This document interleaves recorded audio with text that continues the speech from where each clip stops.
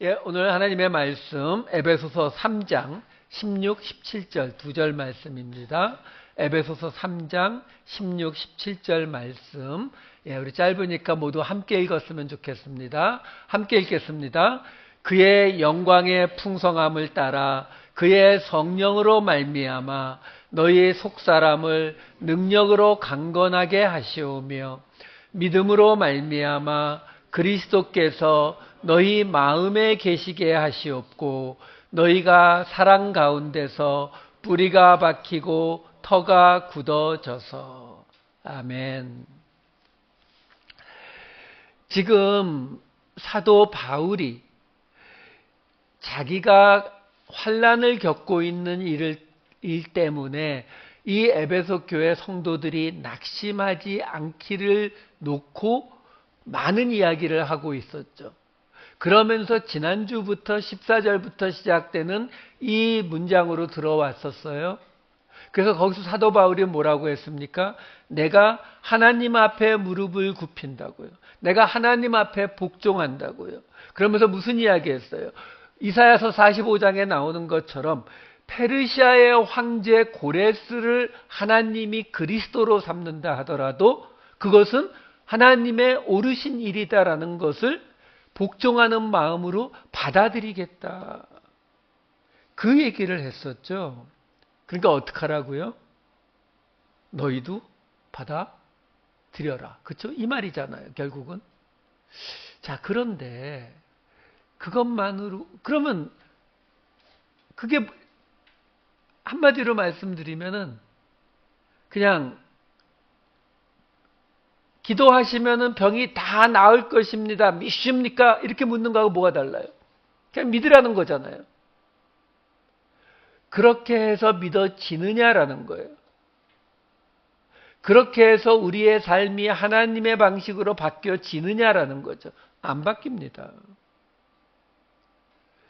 그래서 사실 여기서부터가 사도 바울을 통한 복음의 거의 정수예요.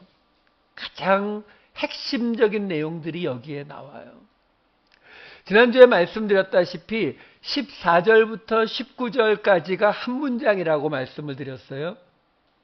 근데 이 전치사 구, 부사구들이 많이 들어가 있다 보니까 그리고 우리 한글 성경을 읽다 보면은 이게 무슨 소리인지 굉장히 혼동되게 번역을 해놨어요. 제가 다시 14절부터 19절까지를 보여드릴게요. 지금 이 부분을 괄호 안에 있는 부분이 중요하지 않다는 게 아니라 그걸 다 읽으면은 정신이 없으니까 중심되는 내용만 뽑아서 읽으면서 설명을 해드릴게요. 자, 지난주에 보았던 14절, 15절 이야기는 한마디로 뭐냐면 내가 하나님 앞에 무릎을 꿇는다예요. 굽히다라는 동사가 여기 나오는 거거든요. 그리고 나서 16, 17절 오늘 본문에 해당되는 곳이 어떻게 되냐면 그것은 제가 집어넣은 거예요. 너희 속사람을 능력으로 강건하게 하시고 그리스도께서 너희 마음에 계시게 하셔서 사랑 가운데 뿌리가 박히고 터가 굳어지게 되는 것을 주시기를 위하여 이렇게 돼요. 여기 보시면 빨간 걸로 희나라고 하는 희나 1이라고 제가 써놨잖아요. 이건 뭐냐면 헬라어에서 접속사 희나라고 하는 단어가 있어요.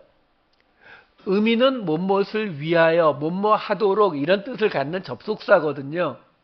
근데 지금 이 사도 바울이 14절부터 19절까지가 한 문장인데 지난주에 보았듯이 주어 동사는 이미 나온 거예요. 사도 바울이 내가 무릎을 꿇는다. 이게 주어 동사예요.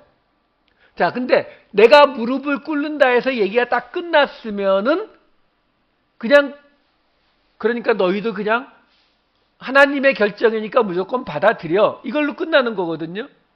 근데 그게 아니라 지금 16절부터는 무슨 이야기가 나오냐면 이 희나라는 접속사를 가지고 내용이 두 번째, 세 번째 이 희나라는 접속사가 세 번이 나와요. 그것이 무엇을 위하여 이런 의미를 갖는다고요. 그러니까 지금 16, 17절에 뭐라고 나온 거냐면 그 첫 번째가 뭐냐면 하나님이, 다시 한번 화면을 보여주세요. 하나님이 너희 속사람을 능력으로 강건하게 하고 그리스도가 너희 마음에 계시게 하고 사랑 가운데서 뿌리가 박히고 터가 굳어지게 되게 하기 위하여, 앞에 뭐요? 사도 바울이 내가 하나님 앞에 무릎을 꿇는다, 이렇게 되는 거예요. 자, 그러면 두 번째는 뭐냐? 18절에 이렇게 나와요. 18, 19절 앞부분에 두 번째 희나가 나오면서 그리스도의 사랑을 알게 하고 그 너비와 길이와 높이와 깊이가 어떠함을 능히 깨달을 수 있게 하기 위하여 내가 하나님 앞에 무릎 꿇는다, 이렇게 되는 거고요. 그 다음에 마지막 19절 뒷부분 세 번째 희나 접속사가 나오는 곳이 하나님의 모든 충만하신 것으로 너희에게 충만하게 되게 하시기를 위하여 내가 하나님 앞에 무릎 꿇는다, 이렇게 되는 거예요. 자, 그러니까 문장은 한 문장인데 앞에 주어 동사 나오고 나서 따라오는 이 구절이 세 개가 따라오는 거예요. 자, 그 세 개가 따라오는 이유가 뭐냐면 아까 말씀드린 것처럼 사도 바울이 내가 지금 하나님 앞에 이렇게 무릎을 꿇고 고레스가 메시아라는 것도 받아들이니까 내가 받아들이는데 감히 니들이 왜 그냥 받아들여, 그냥 믿어, 이렇게 사도 바울이 말하고 있지 않다라는 거예요. 왜? 그렇게 해서 되는 게 아니거든요. 그렇게 안 되니까 사도 바울이 뭐라고 이야기하는 거예요? 아니, 이 일들은 내가 하나님 앞에 무릎을 꿇어서 어떻게 하나님이 하셔야 되는 일이다라는 거예요. 그 하나님이 하시는 일을 세 단계로 설명하는 거예요. 하나님이 첫째로 우리 속사람을 강건하게 하고 그리스도가 우리 안에 계시게 하고, 그 다음에 둘째로 하나님이 우리가 그리스도의 사랑을 알게 하고 그 너비와 깊이와 폭이 얼마나 깊은지를 알게 하고 깨닫게 하시고, 그리고 마지막으로 우리가 하나님의 충만함을 우리가 충만하게 갖게 되기를, 그러니까 이 세 단계를 통해서 뭐가 이루어진다고요? 사도 바울이 감옥에 있는 것이 벌이 아니라 이것이 하나님의 일이라는 것을 받아들일 수 있게 된다는 거예요. 여러분, 이게 굉장히 우리 생각에는 굉장히 쉬운 것 같잖아요. 아니, 그래, 감옥에 가 있는 그것도 하나님이 하시는 일일 수 있잖아, 이렇게 그냥 넘어갈 수 있을 것 같지만 그게 우리가 안 된다라는 거예요. 왜? 그게 우리의 본성에 걸리는 문제거든요. 본성 중에서도 가장 밑바닥에 있는 우리의 죄의 본성과 부딪히는 문제이기 때문에 이거는 하나님이 이렇게 개입하셔서 그것도 3단계로 하나님이 이렇게 역사하셔야만 우리가 그것을 받아들일 수 있다라는 거예요. 자, 여러분, 사도 바울이 이야기하는 것에서 우리가 이 선을 정확히 그으실 줄 알아야 돼요. 무슨 말이냐면 사도 바울이 말하는 것들 안에서 세상적인 기준이 있고 하나님의 기준이 있다고요. 그럴 때에 사도 바울이 말하면서 세상적인 기준에서 하나님의 기준으로 옮겨가는 것을 말을 하는데 우리는 종종 어떻게 받아들이냐면 세상적인 기준, 사도 바울이 말한 거니까 하고 이 세상적인 기준이 결론인 줄 알고 그냥 받아버려요. 왜? 요거는 읽기만 해도 이해가 탁탁 되거든요. 쉽게 이해가 된, 이거 이런 뜻이로구나, 이렇게 받아들이는 거예요. 예를 들어서요, 지난 금요일 날 디모데전서를 설교하면서 사도 바울이 이런 일을 했어요. 사도 바울이요, 어떤 사람이에요? 자기가 옳다라고 생각이 되면 그냥 직진하는 스타일이잖아요. 그렇죠? 자기가 이게 옳다라고 생각되니까 같은 유대인들을 마구 죽이고 다녔고, 그렇죠? 나중에 베드로도 잘못했다고 생각하니까 그냥 까잖아요. 그런 사람이거든요. 근데 그런 사도 바울이 그런 모습만 있느냐 하면은 사도행전에 보면은 예루살렘에 갔을 때에 유대인들이 반발이 심할 것 같다 그러니까 예루살렘에 있는 장로들이 말하는 타협안을 그냥 받아들여서 결례를 행하는 일에 참가를 하잖아요. 이런 것들이 우리를 혼동하게 하거든요. 근데 그거에 대한 설명이 어떻게 나오냐면은 고린도전서 9장에 보시게 되면은 이런 게 나오죠. 20절에서 23절 다 안 읽을게요. 그냥 유대인들에게는 바울이 유대인처럼, 이방인들에게는 이방인처럼, 약한 자들에게는 약한 자처럼 그렇게 그때그때 사람들에게 맞추어서 자기는 행동한다. 그 이유가 뭐예요? 복음 때문에.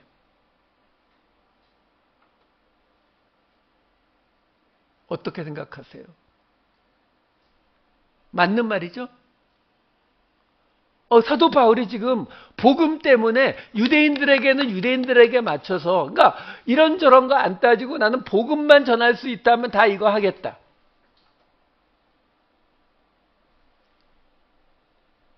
여러분, 이 말은요, 우리가 생각할 때에는 와, 사도 바울은 정말 복음에 미친 사람이로구나. 오직 복음만 바라보는 사람이구나. 이렇게 생각하실 수 있는데 사실 세일즈맨은 다 이렇게 하는 거 아세요?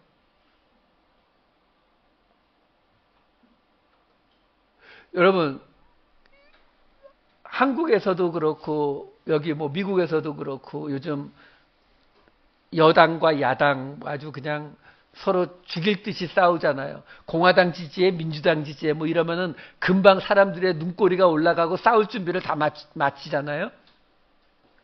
근데 여러분 그거 아세요? 삼성이나 현대나 여기 미국의 뭐 애플이나 이런 물건을 파는 회사들은 어느 한쪽을 대놓고 지지를 안 해요. 이쪽도 돈 주고 저쪽도 돈 주고 이러죠. 왜? 물건 팔아먹는 게 목적이니까. 그렇잖아요. 그 모습을 고상하게 말하면 금방 보여드린 고린도전서 9장 말씀인 거예요. 유대인들에게는 유대인처럼 하고 이방인에게는 이방인처럼 해서 나는 오직 복음 전하는 데에만 힘쓰겠다. 자, 문제가 뭐냐? 세상의 세일즈맨도 똑같이 그렇게 하죠. 그 말은 뭐예요? 구별된다, 안 된다? 안 된다. 구별 안 되면 그게 뭐라고요?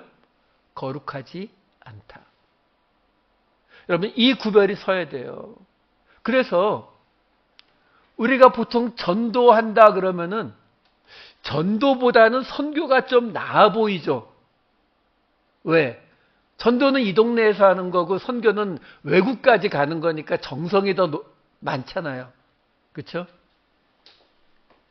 근데 사실 선교가 더 낫게 보이는 이유가 있어요. 왜? 우리는 전도할 때 뭘 전도해요? 복음을 전도하나요? 아니요, 교회를 전도하죠.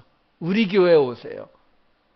내가 열심히 복음 전하는데 우리 교회가 아니라 동네 교회 가면은 실패죠, 그거는. 그렇죠? 근데 선교는 그런 욕심은 못 부리니까 차라리 낫다는 거예요. 왜? 아프가니스탄에 있는 사람한테 복음 전했다고 우리 교회 못 끌고 오니까.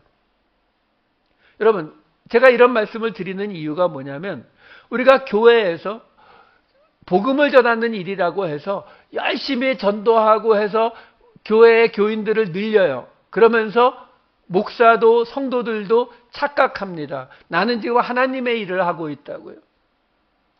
세일즈하고 계시는 거예요. 이 선이 그어질 수 있어야 된다고요. 지금 사도 바울이요, 유대인에게는 유대인처럼 이방인에게는 이방인처럼 행동하는 이유가 뭐예요? 복음을 전하려고요. 왜요? 사람들은요, 내가 그 사람을 좋아하지 않으면 아무리 옳은 말을 해도 절대로 받아들이지 않습니다. 내가 그 사람을 좋아하느냐 안 하느냐가 먼저예요. 그래서 사도 바울이 복음을 전하기 위해서 그들에게 맞춰주는 거예요. 그러니까 이거는 잘못된 건 아니에요. 이게 온전히 하나님의 방식으로 구별된 것이 아닐 뿐이지 왜? 교회라고 해서 세상의 방식을 절대 쓰면 안 된다라는 게 아니거든요. 그러려면 우리가 어떻게 해야 돼요? 저쪽에 있는 아미시 피플처럼 전기 끊고 자동차 버리고 마차 타고 다니셔야 돼요. 근데 그러는 거 아니잖아요. 그러니까 우리는 세상 속에서 세상의 언어로 복음을 전하는 거예요. 이게 돼야 된다고요. 근데 문제가 하나 있어요. 뭐냐면 어떤 것들은요, 어느 수준까지는 저 사람이 나를 좋아해 주면, 적어도 싫어하지 않으면 내가 옳은 말을 하게 되면 어느 정도 받아들여요. 근데 그것 어느 수준까지예요. 그 밑으로 내려가면 아무리 그 사람이 나를 좋아해도 못 받아들이는 선이 있어요. 그런 경우 가끔 있지 않아요? 남편은 공화당을 지지하고 아내는 민주당을 지지하면 싸우잖아요. 부부 사이에. 그렇죠? 근데 둘이 사랑 안 해요? 아니요, 사랑하거든요. 근데 이거 못 넘어가는 거예요. 그것처럼 못 넘어가는 선이 있어요. 여러분, 우리 속담에 그런 말 있잖아요. 개도 밥 먹을 땐 안 건드린다고. 왜 안 건드려요? 건드리면 물어요. 이렇게 이야기하면은 이제 속으로 우리 개는 안 그래요. 이렇게 생각하시는 분들 있을 거예요. 왜 안 그런지 아세요? 여기 한국이나 미국에서는 먹을 게 넉넉하거든요. 그러니까 여유 있는 거예요. 하지만요, 동물학자들이 다른 동물들 중에서 개가 가장 사람에게 가축으로 먼저 들어오게 된 가장 큰 이유를 뭘로 잡느냐면은 개가 음식에 대한 그 탐욕을 잡아요. 다른 야생 동물들은 아무리 먹을 걸 놓고 꼬셔도 두려우니까 가까이 안 오거든요. 근데 개는 그 두려움을 이기는 거예요. 그 음식에 대한 욕망이. 그래서 와서 음식을 먹으면서 가축화가 된 케이스거든요. 그러니까 개는 그 음식에 대한 이 열망이 그야말로 본성의 밑바닥에 깔려 있다고요. 그러니까 그 개가 배고파서 뭘 먹고 있을 때 건드리지 말라는 거예요. 그러면 주인을 위해서 목숨을 바치는 그런 충성스러운 개도 그 순간에는 주인을 문다고요. 그러니까 그 선이 있다는 거예요. 우리가 아무리 내가 그 사람과 좋은 관계를 유지하고 있어도 그가 받아들일 수 없는 선이 있다는 거예요. 그 선을 넘어가야 되는 거거든요. 그러면 어떻게 해야 그 선을 넘어갈 수 있느냐라는 거예요. 그 선이 뭐냐면 바로 환난을 당하는데 그거에 낙심하지 않을 수 있느냐예요. 이게 왜 우리의 본성에 건드린다고요? 여러분, 이 세상은 우리 모든 인간들이 같은 욕망을 가지고 있다는 전제하에서 돌아가는 거예요. 그러니까 자기 욕망이 걸리게 되면 가서 폭탄도 던지고 이런 일이 벌어지는 거거든요. 왜? 대부분의 인간들이 똑같은 방향으로 가고 있는 거라고요. 그런데 거기에서 어긋나고 있는 게 뭐냐면 바로 환난을 겪는데도 낙심하지 않을 수 있다라는 이 이야기가 그 본성과 부딪히는 거예요. 근데 이거를 이렇게 해석하시면 안 돼요. 우리가 보통 쉽게 어떻게 해석하냐면 환난 속에서도 우리가 버틸 수 있는, 환난 속에서도 낙심하지 않을 수 있는 이유를 그냥 우리가 하나님을 믿으니까 믿음의 문제로 바꿔버린다고요. 예, 정확히 말하면 믿음의 문제가 맞는데 우리가 생각하는 그 믿음하고는 좀 다르다는 거예요. 어떤 믿음이요? 우리가 생각하는 믿음은 어떤 믿음이에요? 내가 믿는 걸 말하잖아요. 내가 의심 없이 믿는 거예요. 그러니까 내가 고난을 겪고 있어요. 내가 힘든 일을 지나가고 있어요. 아무리 기도해도 하나님이 응답 안 하시는 것 같아요. 아무것도 달라지지 않아요. 아니 도리어 나빠질 때가 더 있어요. 이럴 때에 옆에서들 이야기하잖아요. 걱정하지 마. 하나님이 다 해주실 거야. 하나님 믿어. 믿어. 그럴 때에 하나님을 믿으라는 그 말의 의도가 뭐예요? 마음에 의심하지 말고 완전히 하나님만 의지해. 그게 뭐라고요? 우리 동자신께 빌 때는 마음에 의심하면 안 되고 그냥 마음을 모아서 혹시 부정한 것 하면 안 되니까 깨끗하게 씻고 새벽 아침에 일어나서 아무 더러운 거 없는 정한수 떠놓고 온 마음으로 빌라고.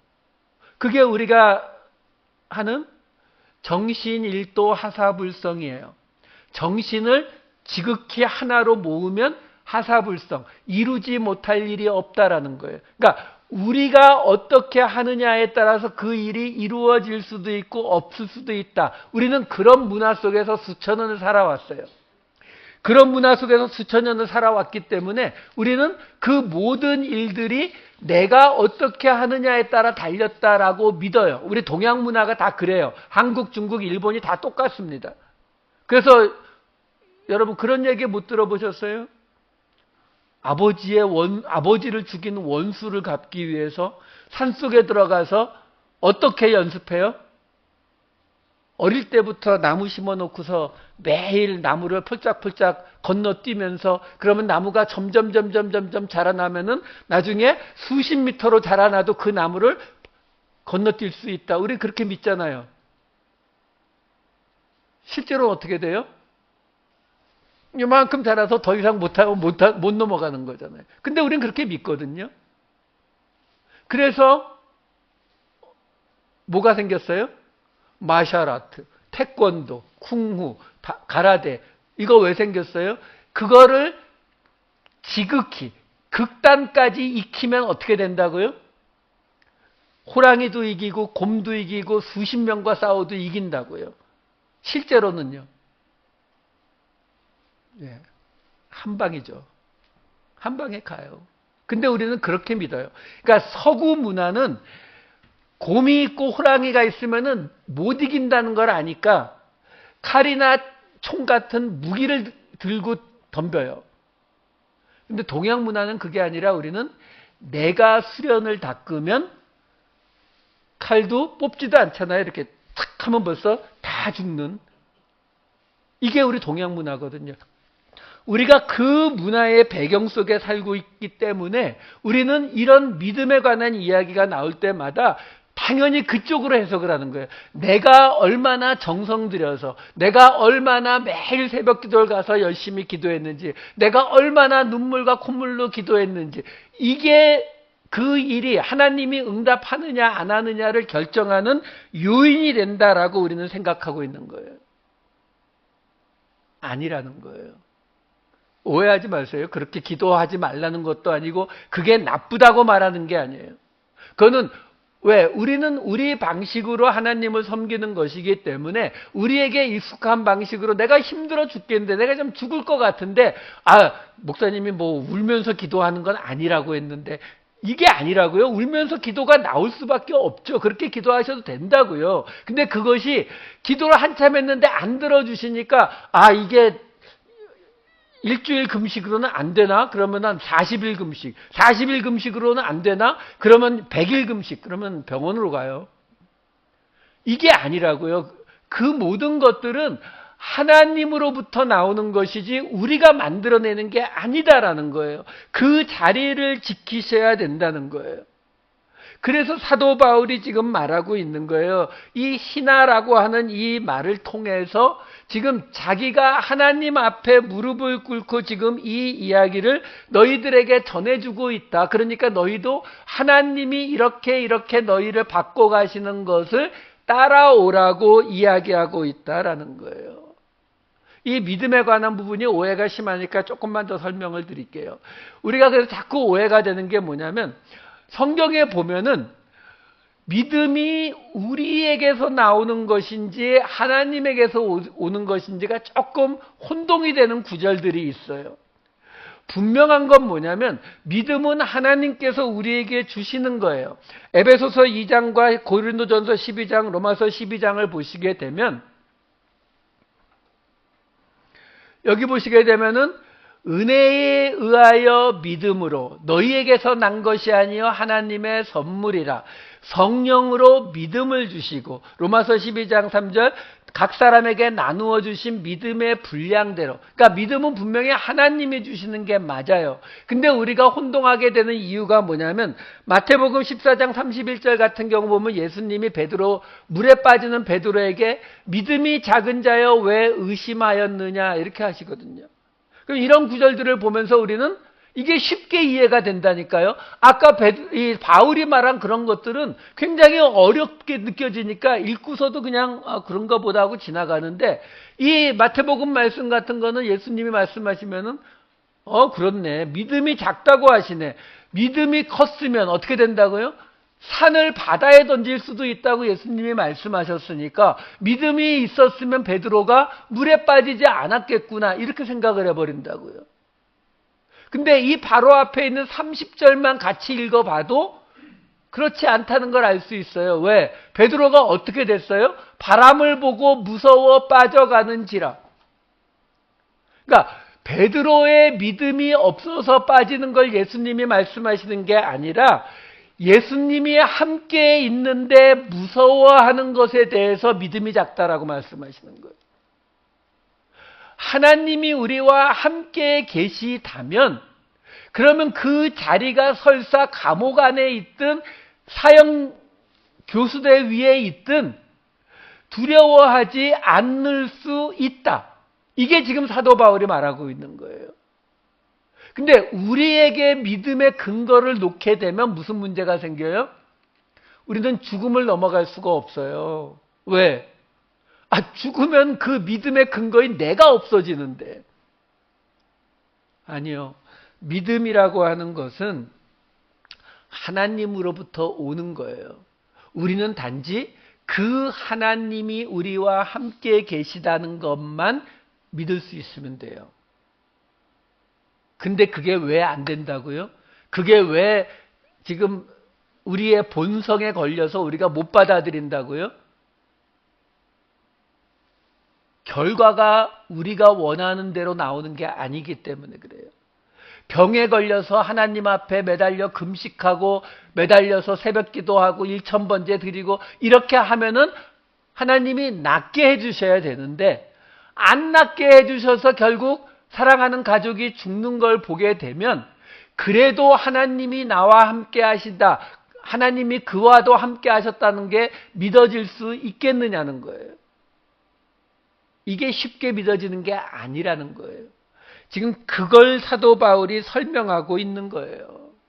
그러니까 지금 오늘부터 시작하는 몇 주간에 걸쳐서 나올 이 이야기들, 충만함으로 가는 길, 이 이야기들은 사도 바울의 환난을 받아들이는 방법이기도 하지만 더 정확히 말하면 우리가 하나님을 믿는다는 그 믿음이 어떻게 만들어져 가는지를 보여주는 이야기이기도 하다라는 거예요. 자, 이 기준을 가지고 이제 오늘 본문으로 들어가 볼게요.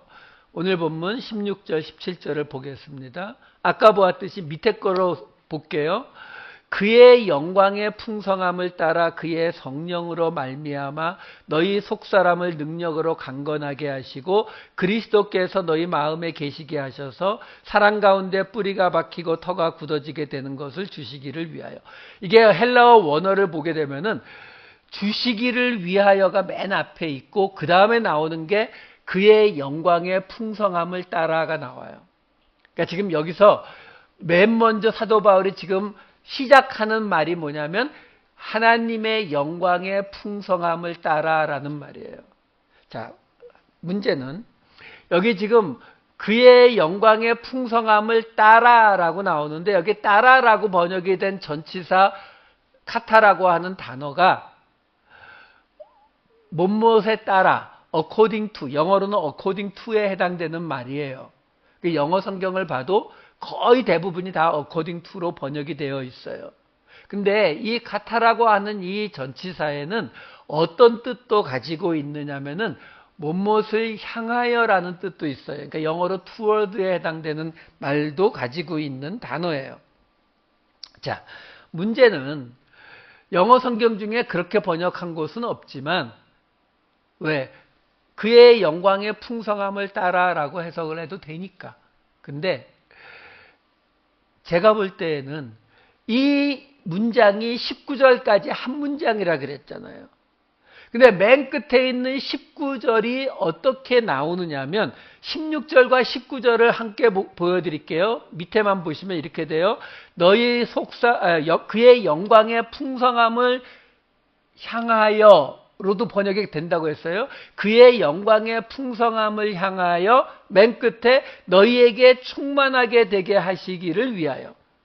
자, 이게 무슨 말이냐면은 지금 단어가 여기 지금 그의 영광의 풍성함을 향하여 풍성함으로 번역이 된 헬라어가 플루토스라는 단어거든요. 이 플루토스라고 하는 이 명사예요. 풍성함. 이 플루토스라는 명사가 신약 성경에 21번이 나오는데 그중에 14번이 바울 서신에 나와요. 재미있는 건 이 단어가 바울 서신이 아닌 곳에 나오는 7번, 복음서에 3번, 그리고 야고보서, 히브리서, 계시록에 나오는데 그 7번은 모두 뭘로 번역이 되냐면 재물로 번역이 됩니다. 재물. 돈이요. 근데 바울은 14번의 사용 가운데 디모데전서에 1번을 제외하고는 다 재물이 아니라 하나님이나 예수님의 속성, 그러니까 하나님의 영광, 은혜, 지혜 이런 것들, 그러니까 영광의 풍성함, 은혜의 풍성함, 지혜의 풍성함, 지식의 풍성함 이런 걸 말하는 데에 이 단어를 사도 바울은 사용을 한다라는 거예요. 자, 여기서 우리가 짐작해 볼 수 있는 게 있어요. 뭐냐면 사도 바울이 지금 이 플루토스라고 하는 이 단어로 이 이야기를 시작하는 것에는 그의 어떤 의도가 있을 수 있다라는 거죠. 어떤 의도가 있을 수 있느냐? 바로 지금 사도 바울이 이 에베소 교회 교인들에게 설명해 주려고 하는 가장 큰 게 뭐라고요? 자기가 환난을 당하고 있지만 이게 하나님의 축복일 수 있다는 이 역설을 설명하려고 하는 거잖아요. 자, 그 역설이 어떻게 해서 지금 가능해지고 있는 거냐면 이 플루토스라고 하는 단어는 세상에서는 다 부 또는 재물을 뜻하는 단어로 지금 사용이 되고 있어요. 근데 사도 바울은 이것을 하나님의 풍성함으로 지금 사용을 하고 있는 거거든요. 그러니까 지금 이 모든 이야기는 세상의 풍요로움, 세상의 풍성함을 가지고 있는 사람들이 어디로요? 하나님의 충만함, 그 하나님의 충만함으로 가는 이 모습을 보여주고 있는 이야기다라는 거예요. 아까 말씀드렸잖아요. 3번의 희나절을 통해서 3단계, 옛날에 3박자 축복인가요? 예, 그것처럼 3단계를 거쳐서 세상의 풍요로움을 가지고 있는 이 세상 사람들에게 하나님의 충만함, 단어는 플레로마여서 어원은 같지만 달라요. 하나님의 충만함에 이르게 하는 그 이야기를 지금 하고 있는 것이다라는 거예요. 그러니까 이것을 가장 뚜렷하게 보여주는 사건이 있었죠. 뭐예요? 예수님에게 와서 영생을 얻을 수 있는 길을 물었던 부자 청년이에요. 그 부자 청년이 뭘 물었어요? 어떻게 하면 영생 얻을 수 있습니까? 라고 물었을 때 예수님이 율법 지켜라 그랬더니 내가 어려서부터 다 지켰다고.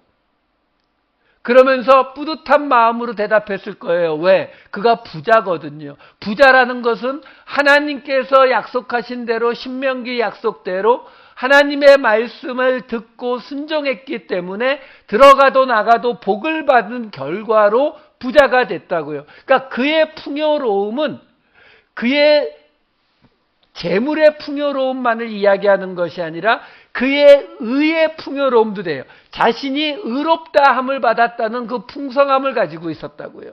근데 그에게 예수님이 뭐라고 이야기했어요? 내가 가진 그것들을 다 가난한 자들을 주어라. 재물만 아까운 게 아니에요. 재물만 아까운 게 아니라 그 재물을 다 주면 어떻게 돼요? 가난해지잖아요. 가난해졌다는 건 뭘 뜻한다고요? 하나님의 복을 받지 못한 자. 하나님의 복을 왜 못 받았다고요? 하나님의 말씀에 순종하지 않은 자. 이렇게 되는 거거든요. 그러니까 그 부자 청년은 자기의 재산을 가난한 자들에게 다 주고 예수님을 따르라고 하는 그 명령을 따르는 순간에 뭐가 돼요? 자기가 이 세상에서 가지고 있던 재물의 풍성함, 플루토스도, 그리고 그의 의로움의 풍성함도 다 날아가는 거거든요. 그러니까 못 받아들이더라고요. 그래서 예수님이 낙타가 바늘귀에 들어가는 것보다 어렵다, 불가능하다라고 말하고 있는 거잖아요. 지금 사도 바울은 바로 그 이야기를 해주고 있는 거예요. 자, 다시 본문으로 돌아가 보자고요. 자, 16, 17절로 다시 돌아가서 보면 16절만 보여주세요. 그 다음에 안 나오나요? 예, 16절. 자, 영광의 풍성함을 향하여로 시작하는 거는 설명을 드렸어요. 성령으로 말미암아, 성령을 통하여는 뭐 이해하시는 대로 그대로 넘어가면 되는데, 그 다음에 첫 번째 나오는 게 뭐냐면 너희 속사람을 능력으로 강건하게 하시고, 그러니까 하나님이 너희의 속사람을 강건하게 한다. 자, 우선 여기 지금 강건하게 하다라고 번역이 되어 있는 이 단어는 크라타이오라고 하는 좀 복잡한 단어인데, 본래 강해지다, 강력하게 하다라는 단어예요. 문제는 이게 수동태예요. 왜 수동태가 되었느냐? 바로 그 다음에 나오는 17절과 함께 보시게 되면 17절에는 뭐가 나와요? 그리스도께서 너희 마음에 계시게 하셔서. 그러니까 지금 이 첫 번째 희나로 이끌어지는 절에서 나오는 게 두 가지예요. 하나는 속사람을 하나님이 강건하게 만드시고, 또 하나는 그리스도가 너희 마음에 계시게 한다는 거죠. 근데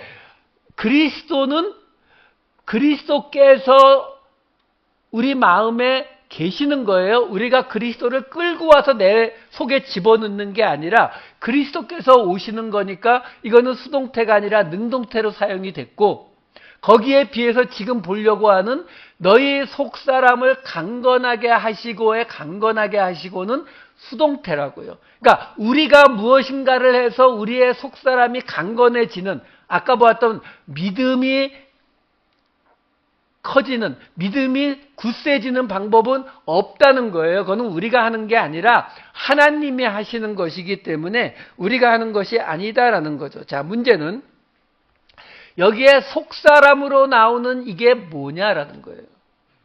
속사람. 이 속사람에 관한 이야기가 사도 바울만 사용하는 용어예요.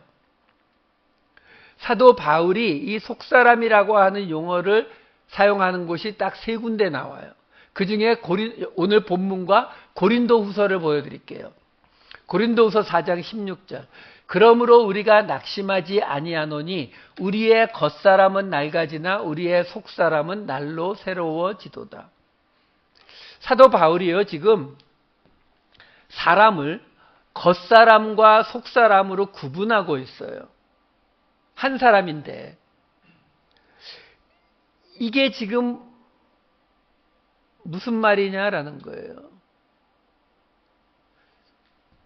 여러분, 우리가 어떤 사람이 그렇게 말한다고 생각해 보세요. 여러분의 자녀가 야, 너 왜 유리창 깼어? 그랬더니 저는 안 깨려고 했는데 제 속사람은 안 깨려고 했는데 제 겉사람이 깼네요. 이렇게 말하면 어떻게 하셔야 돼요? 빨리 닥터 어포인먼트를 해야죠. 그걸 뭐라 그래요? 다중인격. 근데 지금 사도 바울이 왜 이런 이야기를 할까라는 거예요. 구약에 이런 말씀이 있어요. 사무엘상 다윗을 찾을 때의 모습이에요. 16장 7절. 여호와께서 사무엘에게 이르시되 그의 용모와 키를 보지 말라. 내가 이미 그를 버렸노라. 내가 보는 것은 사람과 같지 아니하니 사람은 외모를 보거니와 나 여호와는 중심을 보느니라. 이 히브리어로 보면은 사람은 눈을 보거니와 여호와는 마음을 보느니라 이렇게 되고 70인역에 보게 되면 사람은 얼굴을 보거니와 여호와는 마음을 보느니라 이렇게 번역해 놨어요. 자, 여기서 이런 구절을 가지고 유대인들은 생각하는 거예요. 하나님이 우리의 외모를 보시는 게 아니라 우리의 마음을 보신다라는 이 말은 어떻게 확장해서 해석이 가능하냐면, 여러분, 하나님이 우리를 언제나 살펴보실 거라고 생각하지 마세요. 어떤 분들은 나쁜 짓 하려고 하면 하나님이 보실까봐 걱정돼가지고 못한다고 뭐 이렇게 생각하시는 분들이 있는데, 걱정 안 하시고 하셔도 되는 건 아니죠. 그러니까, 왜 그러냐? 우리는 죄인이기 때문에요. 하나님과 함께 있을 수가 없어요. 예수님이 속죄소 뚜껑이 되셨다는 것은 우리를 예수님이 덮어서 하나님이 우리와 함께 있을 수 있는 거예요. 그러니까 하나님이 우리를 볼 수 있다 없다? 없다. 걱정 안 하셔도 돼요. 그거는. 근데 어쨌든 이 구절을 가지고 사도 바울은 생각하는 거죠. 하나님이 우리의 마음을 보신다라는 이야기는, 그러면 우리의 마음은 하나님의 액세스가 가능하다는 말이 되잖아요. 그러면 그 우리의 마음은 하나님이 받아들여지는 그런 수준인 거죠. 나는 아직도 죄인인데, 그래서 나는 예수가 없이는 하나님과 함께 있을 수도 없는데, 근데 구약 때 이미 하나님이 마음을 보신다 그러잖아요. 그러면 우리의 겉모습과 얼굴은 우리를 대표하는 거니까 얼굴과 또는 눈과 우리의 마음이 별도가 될 수도 있다는 거네. 이렇게 되는 거죠. 자, 사도 바울이 왜 이런 고민을 했어요? 로마서 7장에 보면은 이런 구절이 나오거든요. 19, 20절 보시면, 내가 원하는 바 선은 행하지 아니하고 도리어 원하지 아니하는 바 악을 행하는도다. 만일 내가 원하지 아니하는 그것을 하면 이를 행하는 자는 내가 아니요 내 속에 거하는 죄니라. 유튜브에 죄지은 살인한 사람들이 재판에 끌려오면 이렇게 말하더라고요. 난 그때 기억이 없다고, 내가 한 거 아니라고, 뭐 그렇게 말을 해요. 사도 바울이 고민하는 거예요. 자기가 하나님을 믿는데, 예수 그리스도를 통해서 하나님을 믿는데, 근데 자기한테 아직도 죄의 모습이 나오는 거예요. 이게 사도 바울이 이해가 안 되는 거예요. 아니, 내가 지금 하나님의 사람이 됐는데 그럼 나에게서 죄의 모습이 없어져야지 왜 나한테서 계속 죄의 모습이 나타나느냐라는 거죠. 이걸 뭐라고 설명을 할 수 있을까를 고민한 거죠. 그래서 나온 게 뭐냐면, 죄를 짓기를 원하지 않는 하나님을 믿는 나와 죄를 짓는 또 다른 나가 동시에 존재하는, 말 그대로 다중인격이 존재하는 그런 모습인가 보다. 그래서 이어지는 7장, 로마서 7장 21절부터 24절 보면 이렇게 나와요. 그러므로 내가 한 법을 깨달았노니 곧 선을 행하기 원하는 나에게 악이 함께 있는 것이로다. 내 속사람으로는 하나님의 법을 즐거워하되 내 지체 속에서 한 다른 법이 내 마음의 법과 싸워 내 지체 속에 있는 죄의 법으로 나를 사로잡는 것을 보는도다. 오라 나는 공고한 사람이로다. 이 사망의 몸에서 누가 나를 건져내랴. 자, 똑같이 자기에게서 없어지지 않는 죄의 모습 때문에 괴로워하는 사도 바울의 모습이에요. 여기서 딱 끝났으면은 그러면 그냥 다중인격자 맞아요. 그런데 로마서 7장이 25절에서 끝나요. 그 마지막 절이 이렇게 나옵니다. 우리 주 예수 그리스도로 말미암아 하나님께 감사하리로다. 그런즉 내 자신이 마음으로는 하나님의 법을, 육신으로는 죄의 법을 섬기노라. 아주 이상한 구절이 튀어나와요. 무슨 말이냐면 지금 갑자기 금방 바로 직전까지 오라 나는 공고한 자로다. 누가 나를 이 사망의 몸에서 건져내겠느냐. 나한테서 나타나는 이 죄의 모습이 어떻게 벗어나질 못하겠다. 라고 한탄을 했던 사도 바울이 갑자기 하나님께 감사한다는 거예요. 그러면 하나님이 기도를 들어주셔서 드디어 죄의 문제를 해결해 주셨느냐? 아니요. 맨 끝에 뭐라고 나오냐면 마음으로는 하나님의 법을 섬기는데 육신으로는 죄의 법을 계속 섬기고 있다는 거예요. 근데 감사한대요. 이게 어떻게 가능하냐라는 거예요. 자, 이 부분을 우리가 확인을 해야 되는 겁니다. 어떻게 해서 사도 바울이 여기서 감사한 마음이 생길 수 있느냐. 여기서 자, 또 우리가 쉽게 이해하려고 하다 보면 빠지는 함정이 있어요. 뭐냐면 우리가 지금 사도 바울이 지금 죄의 모습이 없어지지 않았음에도 하나님께 어떻게 감사할 수 있을 거라고 생각하세요? 이렇게 설명해 드릴게요. 과거를 보면 그 이전에 사도 바울이 예수 믿기 이전을 보면 어떤 상황이에요? 지금은 다중인격자 됐잖아요. 한쪽에서는 하나님의 법을 즐거워하고 한쪽에서는 죄의 법을 따라가고 있는 다중인격자가 되어 있는데 근데 어떻게 이 상태를 감사할 수 있다고요? 과거를 돌아봤더니 과거에는 그나마 이것도 없이 그냥 죄의 법만 따라서 살았으니까. 그러니까 내 과거를 돌아보니까 지금 내가 그래도 마음으로나마 하나님의 법을 따르려고 한다는 것은 과거에 비하면 엄청난 축복을 받은 거네. 그러니까 하나님께 감사해야지. 그러면 이제 우리가 쉽게 이해할 수 있잖아요. 한마디로 뭐라고요? 개구리가 올챙이적 생각을 못하면 감사가 없어지고. 그렇죠?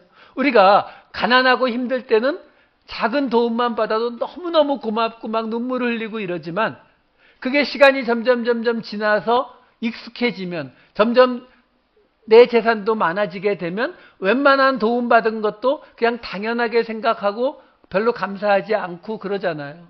저 기억해요. 이민 처음 왔을 때 벌몬길에 있는 헐리트론이라는 데 가서 90불짜리 이 라디오 달린 그걸 샀는데 그거를 1년 할부로 샀어요. 90불짜리를.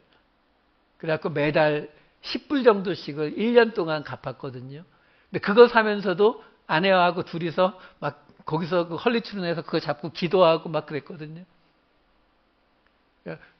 90불짜리 사는데도 막 너무너무 하나님께 감사했거든요. 나중에 조금 먹고 살만해지니까 100불, 1000불짜리를 한 번에 사면서도 기도 했는지 안 했는지 말 안 할게요. 그러니까 그렇게 바뀌거든요. 우리가 잘 아는 이야기 있잖아요. 1만 달란트 탕감받았는데 100데나리온을 용서하지 않아서 이것까지 취소된 이야기가 있었죠. 근데 한번 볼까요? 마태복음 말씀 잠깐 보여드릴게요. 18장 27, 28절이에요.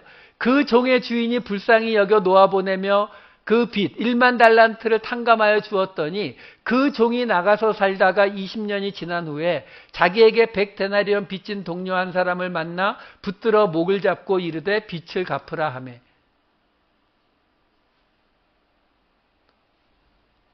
성경에 없는 구절 제가 집어넣은 거 있어요. 뭐요? 20년이 지난 후에. 근데 여러분 한번 생각해 보세요. 1만 달란트가 몇 조 원이라는데 모르겠어요. 100데나리온은 한 100불쯤 된다고 치고. 어쨌든. 내가 지금 어떤 사람이 저한테 100만 불을 줬어요. 제가 100만 불을 공짜로 받았다고요. 근데 저한테 빚진 1000불 빚진 사람이 있으면 제가 용서할까요, 안 할까요? 저 용서해요, 여러분. 안 믿으시는 표정들이네. 아니, 저 10,000불도 용서해 줄 수 있어요. 100만 불 생겼는데요. 여러분도 그러실 거예요. 그렇기 때문에 이 이야기가 우리한테 안 와닿는다고요. 우리는 안 그럴 것 같거든요. 그래서 제가 집어넣은 거예요. 100만 불 생겼어요. 20년쯤 지났는데 어느 날 나한테 돈 1000불 꿔간 사람이 안 갚는 거예요. 용서할까요, 안 할까요? 그 100만 불 받은 거하고 이거는 아무 상관이 없어지는 일이죠. 이게 우리 모습이거든요. 자, 문제는 이렇게 해석하시면 안 된다고요. 여러분들이 지금 밝은 표정으로 고개를 끄덕이면서 들으시는 이유가 뭐냐면 우리의 일반적인 기준 상식에 딱 맞는 이야기이기 때문에 그렇지 이렇게 듣고 계시는 거예요. 아니라고요. 지금 사도 바울이 자기에게서 죄의 모습이 그대로 나타나고 있음에도 불구하고 하나님께 감사할 수 있는 이유는 당연히 하나님의 말씀을 근거로 하고 있는 거예요. 에스겔서 말씀 보여드릴게요. 에스겔서 36장 24, 26, 28절 말씀이에요. 내가 너희를 여러 나라 가운데에서 인도하여 내고 여러 민족 가운데에서 모아 데리고 고국 땅에 들어가서 또 새 영을 너희 속에 두고 새 마음을 너희에게 주되 너희 육신에서 굳은 마음을 제거하고 부드러운 마음을 줄 것이며 내가 너희 조상들에게 준 땅에서 너희가 거주하면서 내 백성이 되고 나는 너희 하나님이 되리라. 에스겔은 바벨론에 끌려간 그 바벨론에서 하나님의 말씀을 받았어요. 근데 하나님이 뭐라고 말씀하시냐면 내가 너희를 돌려보내겠다는 거예요. 고국 땅으로 돌려보내겠다는 거예요. 회복시키시겠다는 거죠. 근데 그 회복시킬 때의 모습을 뭐라고 설명하냐면 너희 속에 새 영을 두고 새 마음을 너희 안에 줄 것이라고 말하는 거예요. 자, 말을 바꾸면 하나님께서 맨 마지막에 뭐가 나와요? 너희가 내 백성이 되고 나는 너희 하나님이 되리라. 이거 지지난주에 봤잖아요. 하나님이 아브라함과 맺으신 영원한 언약이요. 그렇죠? 영원히 함께 하시겠다는 언약이요. 그 언약을 다시 이루시겠다라고 하나님이 약속하시면서 그 회복의 증거로 보여주는 게 뭐예요? 너희 속에 새 영과 새 마음을 주겠다는 거예요.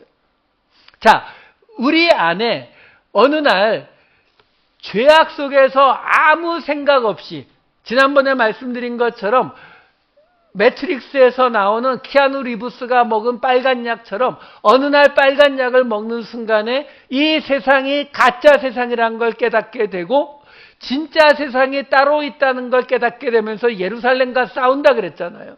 그것처럼 어느 날 하나님이 그 안에 새 영, 새 마음을 주시게 되니까 이 세상이 가짜라는 걸 깨닫게 되고 우리가 따라 살던 그 모든 것들이 세상의 풍성함을 따라가는 것이라는 걸 깨닫게 되니까 그때 가서 보니까 내 안에 죄의 법을 따르고 있는 모습이 있더라라는 걸 깨닫게 되는 거잖아요.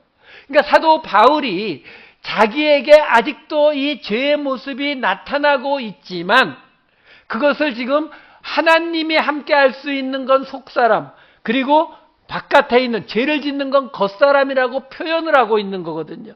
그 속사람, 내 속에서 죄의 모습을 볼 수 있는, 깨달을 수 있는 이 눈이 열렸다라는 것은 뭘 말한다고요? 하나님이 그 영원한 언약을 이루시겠다는 회복의 프로세스의 시작을 알리는 거라고요. 그러니까 지금 사도 바울이 말하는 거죠. 그래, 나는 아직도 이 죄를 벗어나지 못해서 아직도 이렇게 스트러글하고 너무 힘들다. 하지만 이걸 알 수 있게 했다는 것은 하나님이 내 안에서 당신의 그 언약을 이루시는 일을 시작하셨다는 증거가 되니까 나는 감사할 수 있다. 이 말을 지금 하고 있는 거예요. 이게 우리한테 혼동이 되는 것 중에 하나가 이것만 설명해 드리고 마칠게요. 혼동을 자꾸 일으키는 이유가 뭐냐면 사도 바울이 지금 속사람과 겉사람을 이렇게 설명을 해 드렸잖아요. 근데 이거는 개인의 이야기예요. 개인. 나 안에 새 영과 새 마음을 우리가 갖게 되면, 그러니까 우리가 흔히 쓰는 말로 하면 우리가 예수 그리스도를 믿게 되면 우리가 우리 안에 있는 죄의 모습을 볼 수 있게 되고 그게 하나님의 이 언약의 시작이라고 하는 말이거든요. 근데 사도 바울이 어떤 말도 또 쓰냐면은 옛사람과 새사람이라는 말을 써요. 로마서 6장 6절, 에베소서 2장 15절, 4장 22, 24절, 골로새서 3장 9절에서 10절. 읽어드릴게요. 여기 보시게 되면은 로마서 6장 6절에 보시게 되면은 뭐라고 하냐면 우리의 옛사람이 예수와 함께 십자가에 못 박힌 것은 죄의 몸이 죽어 다시는 죄에게 종노릇하지 아니한다. 그리고 에베소서 2장 15절 계명의 율법을 폐하셔서 자기 안에서 한 새 사람을 지어 화평하게 하시고, 그 다음 에베소서 4장 22에서 24절 보시게 되면 욕심을 따라 썩어져가는 구습을 따르는 옛사람을 벗어 던지고 새롭게 되어서 새 사람을 입으라. 골로새서 3장 9절과 10절 옛사람과 그 행위를 벗어버리고 새 사람을 입었으니. 자, 이게 우리를 혼동하게 하는 이유가 뭐냐면 아까 속사람과 겉사람에 있어서는 사도 바울이 뭘 고민했어요? 죄의 모습이 없어지지 않는 걸 고민했잖아요. 근데 지금 여기 옛사람과 새사람의 이야기에서는 옛사람에 해당되는 그 죄에 대해서 완전히 죽으라고, 완전히 떨어버리라고 이야기하잖아요. 그러면 죄를 떠나는 게 가능하다는 거야? 안 된다는 거예요? 그게 아니라 옛사람과 새사람, 지금 보여드린 옛사람과 새사람은 개인에 대한 이야기가 아니라 이거 무슨 얘기라고요? 우리 봤었잖아요. 둘이 하나가 되어서 뭐가 된다고요? 교회예요. 그러니까 이거는 교회 공동체를 말하는 거예요. 그러니까 죄를 떠나는 모습이 가능한 거고, 개인의 경우는 속사람과 겉사람이기 때문에 우리는 죄를 떠나지 못해요. 단지 우리가 죄를 짓지만 그 죄를 통해 죄를 깨달을 수 있다는 것만 가지고도 하나님이 우리 안에 선한 일을 시작하셨다라는 것을 우리가 볼 수 있다라는 거죠. 그게 그 말씀이 바로 빌립보서 말씀이에요. 빌립보서 1장 6절에 나오는 게 너희 안에서 아가도스 선한 일을 시작하신 이가 그리스도 예수의 날까지 이루실 줄을 우리는 확신하노라. 이게 뭐예요? 너희 안에서 그 속사람의 새 영과 새 마음을 주셔서 하나님의 우리를 구원하실 그 일을 시작하셨다는 거예요. 시작하셨으니까 지금은 다 달라요, 여러분.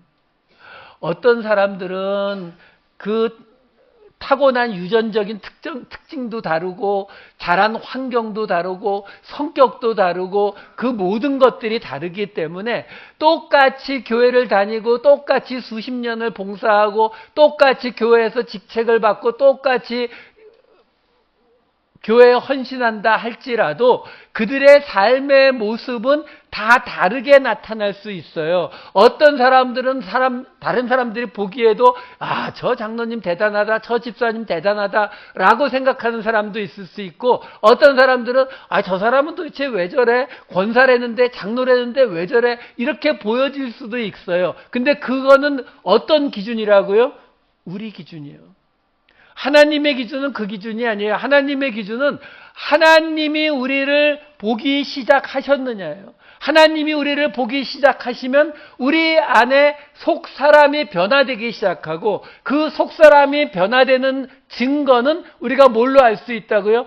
우리가 예수를 믿는지 안 믿는지의 그 증거는 뭘로 알 수 있어요? 우리가 우리의 죄에 민감해지느냐 아니에요. 우리가 우리의 죄 때문에 힘들어하고 고통스럽게 느껴지면 우리는 우리 안에 하나님이 역사하고 계시는 거고 우리는 예수를 믿는 게 맞는 거예요. 하지만 우리가 죽을 때까지 그 죄의 모습은 없어지지 않는다라는 거죠. 하지만 하나님이 계시니까, 하나님이 시작하셨으니까 그 일이 이루어질 것을 믿고 가는 거예요.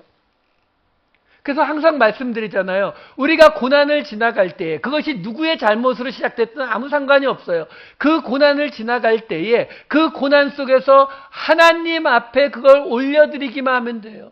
하나님, 내가 이 고난을 왜 지나가야 되는지 모르겠어요. 나는 이 고난을 빨리 벗어나고 싶어요. 하나님께서 도와주시면 좋겠어요. 하지만 그리 아니하실지라도 이 모든 일들이 하나님이 내 안에서 그 선한 일을 시작하신 이유라고 저는 믿겠습니다. 그러면 그게 뭐가 된다고요? 구별되는 일, 거룩한 일이 되는 거예요. 하나님의 일이 되는 거예요. 그 마음을 가지면 바울이 감옥에 있는 그 환난을 하나님의 축복으로 받아들일 수 있어요. 여러분, 성경에는 우리가 보기 민망한 이야기들이 꽤 많이 있잖아요. 믿음의 사람이라고 하면서도 이상한 행동한 이야기도 다 적혀 있잖아요. 우리는 지금 그 일들을 이런저런 이유로 신학적으로 다 설명하고 있지만 그 이야기들을 적었던 사람들은 그 의미를 알았을 거라고 생각하세요? 그 이야기가 자랑스러워서 쓰지 않았을 거 아니에요. 그런데도 불구하고 써놓은 이유가 뭐예요? 이 일도 하나님이 쓰실 거라고 생각했으니까요. 자기들의 판단으로 이건 빼자, 이건 넣자 하지 않고 있는 그대로 그냥 다 쓴 거예요. 왜? 하나님이 계시니까. 하나님께서 일하실 거니까. 하나님이 우리와 함께 계세요. 그걸 믿으세요. 기도하시겠습니다. 상이 많으신 아버지 하나님, 하나님 앞에 무릎을 굽히고 자신의 환난이 낙심할 이유가 아니라고 하는 것을 설명하는 이 사도 바울의 의도가 우리들의 마음속에 살아있는 하나님의 말씀으로 새겨지게 하여 주시옵소서. 고난과 어려움 속에서도 우리와 맺은 언약을 지키고 계시는 하나님을 믿는 믿음으로 다시 한 주 사망의 음침한 골짜기를 지날지라도 우리와 함께 하시는 예수 그리스도와 동행하는 한 주가 되게 하여 주시옵소서. 감사드리옵고 이 모든 말씀 우리 주 예수 그리스도의 이름으로 기도하옵나이다. 아멘.